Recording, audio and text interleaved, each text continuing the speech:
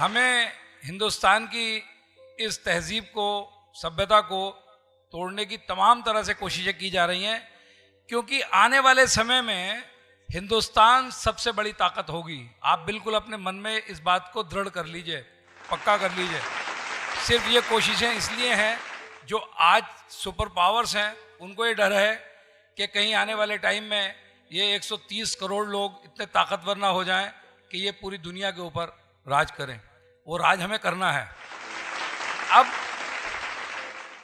बात आती है, साफ साफ बात करनी है तो साफ साफ बात की जाएगी। अभी बात हो रही थी कि धर्म की कोई बात नहीं करेगा। मैं तो कहता हूं धर्म की बात कर लो।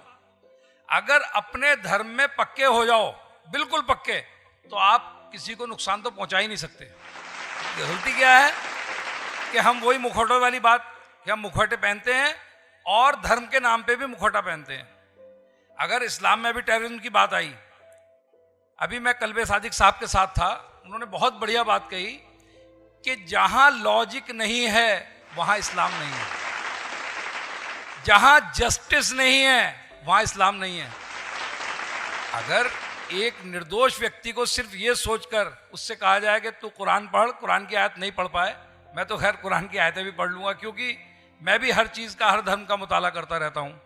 लेकिन अगर नहीं पढ़ पाऊं तो इसका मतलब कत्ल कर दिया जाए? नहीं, ये इंसानियत है नहीं। कुरान में तो यह है कि एक इंसान का खून करना पूरी इंसानियत के खून करने जैसा है। हमने धर्म को फॉलो कहां किया? हमने अपने मजहब को फॉलो कहां किया? हमने झूठा मुखौटा लगाया और हम हो गए कि साहब हम इस्लाम के फॉलोवर हैं। ये इस्लाम नहीं हो सकता, मुसलमान हो सकते हैं।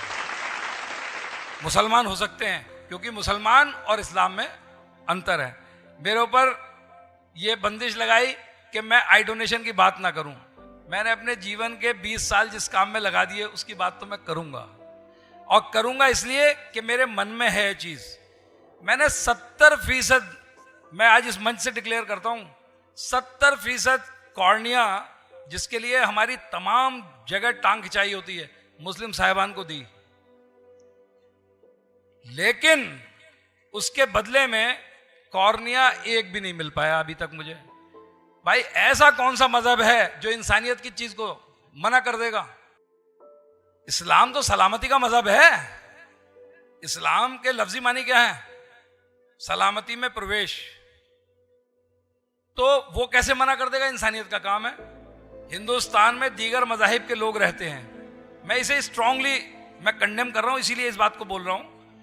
दीगर मजाहिब के लोग रहते हैं, उनसे हमें कॉर्निया मिलती है, और हमारे पास जब एक नाबीना आता है तो हम ये नहीं सोचते कि वो हिंदू है कि मुसलमान है, सिख है कि ईसाई है। जो हमारी क्यू में होता है, लाइन में होता है, हम कहते हैं कि नाबीना हिंदुस्तानी है और इसे हमें बिनाई देनी है, और अगर वो किसी बाहर कंट्री से भी आ जाएगा तो हम उसे उसका इलाज कर देंगे। मेरे ऋषिकेश में एक हॉस्पिटल चलता है, वहाँ पर पाकिस्तान के कुछ लोग, बेहट नाम का कस्बा सहारनपुर के पास है, वहाँ पे आ गए और उन्होंने वहाँ पे आके, जब हमारी टीम गई वहाँ, उसमें उन्होंने अपना स्क्रीनिंग कराया और ऑपरेशन कराने हमारे हॉस्पिटल में, जो कि सिर्फ एक मजहब का, यानी हमारे सिख धर्म का, हमारे निर्मल संप्रदाय का, बाबा नानक का चलाया हुआ है, उसमें उनका ऑपरेशन हो रहा था। उसके लॉन में बैठे नमाज पढ़ रहे थे। इस पे भी बात करूंगा मैं, बहुत बहुत इंपॉर्टेंट है। मैं उनके पास चला गया, मैंने कहा हजरत कहाँ से तशरीफ लाए, इतनी बड़ी दाढ़ी, सब बातें। कहने लगे पाकिस्तान से। मैंने कहा भाई पाकिस्तान के यहाँ कैसे आ गए? कहने लगे साहब वो बेहट में हम आए हुए थे रिश्तेदारों में, वहाँ पता चला कि संत लोग कुछ ऑपरेशन कराते हैं और बहुत अच्छे ऑपरेशन कराते हैं, हमारे उन्होंने कराया तो हम यहाँ कराने चले आए। मैं बात ये कह रहा हूँ कि क्योंकि हमें खिदमत खल्क करना है, उनके भी ऑपरेशन हो रहे हैं, और वो उस इदारे में जो गुरु नानक का नाम लेवा उनके फॉलोअर्स ने बनाया हुआ है, संतों ने बनाया हुआ है, वहां उसके लॉन में बैठ के नमाज पढ़ रहे हैं। क्या यहां पर आप लोग गौर करेंगे इस बात के ऊपर? किसी ऐसे इदारे में जो मुस्लिम मैनेजमेंट के अंडर में हो, मुसलमान उसे चलाते हो, कोई वहां जाके अपनी पूजा, इबादत, अरदास, आरती कर सकता है? करने देंगे क्या आप? बताइए, इस बात पे जवाब चाहिए मुझे। मैं बहुत प्यार की बात कर रहा हूं। अपने दिल बड़े करो। मैंने उनसे भी कहा अपने दिल बड़े करो, इंसानियत की बात करो। सब जगह एक है, हमें खुशी है कि आप यहाँ आए हो, हम आपकी खिदमत कर रहे हैं, लेकिन आप भी अपने दिल बड़े करो। अगर कोई आता है तो वहां पे तो झगड़ा शुरू हो जाता है। मंदिर के ऊपर लाउड स्पीकर नहीं चलेगा, मस्जिद पे 4 मस्जिदें, चारों के ऊपर खूब बढ़िया से अजानें करेंगे।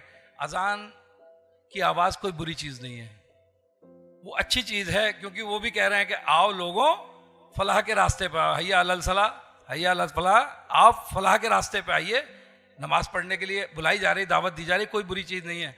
लेकिन अगर मंदिर में घंटी बजा के भी पुजारी बुला रहा है कि अभी सुबह का टाइम हो गया, उस घंटी से आपको कौन सा ऐसी एलर्जी है? नहीं होनी चाहिए। ये मेरा मानना है।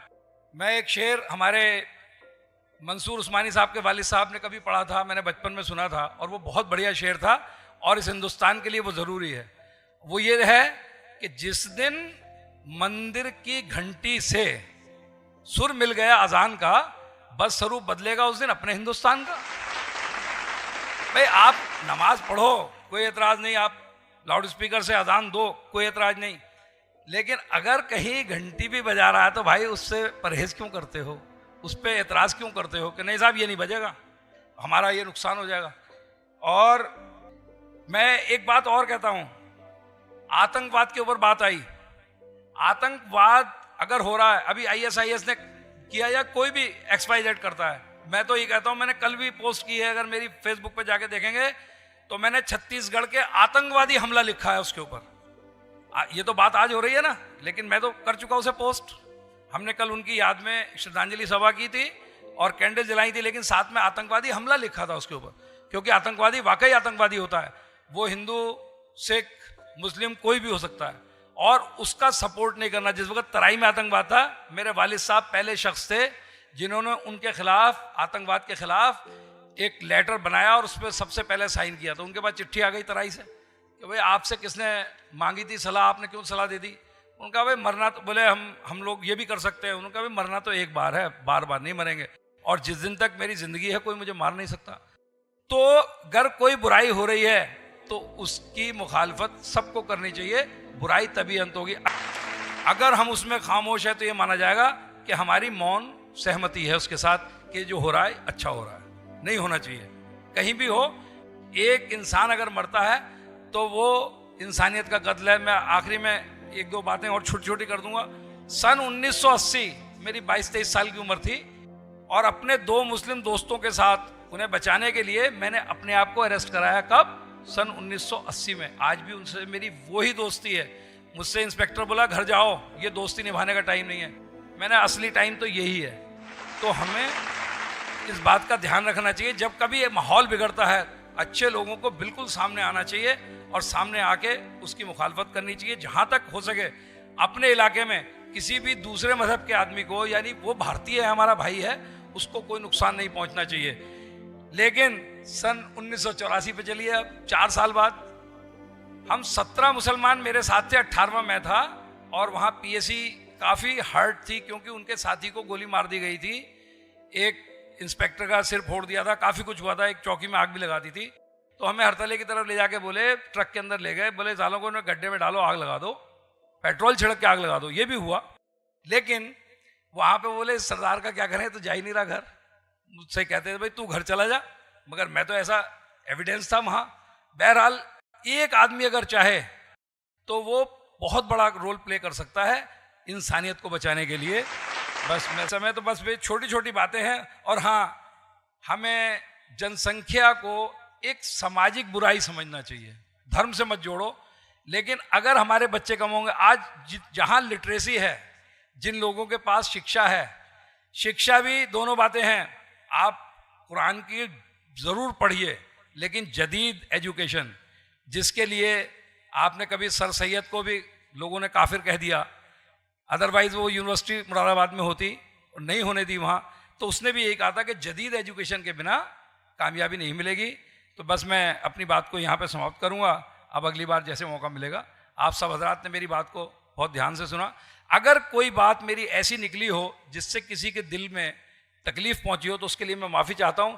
लेकिन आज तो साफ साफ बात करने के लिए हम लोग खड़े हुए हैं। धन्यवाद।